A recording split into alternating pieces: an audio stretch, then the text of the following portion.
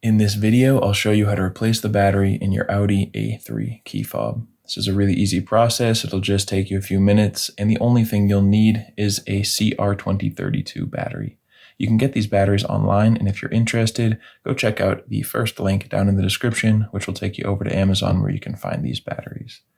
To open this thing up, you first want to locate the two buttons on the side of the bottom of the device here, hold them down, and pull to remove this internal key.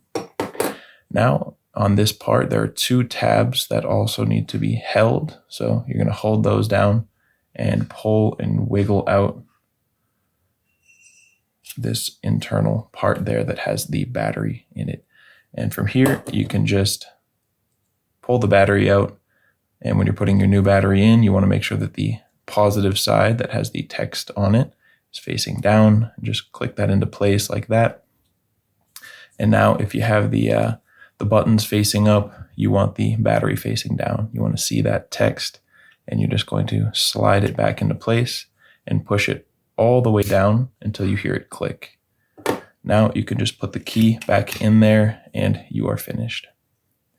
I hope this video helped you out, and if you liked it, if you enjoyed the video, feel free to leave us a like or a comment. And if you ever need help with another one of your key fobs, you can come right back here to this channel and we'll have you covered with a video tutorial just like this one.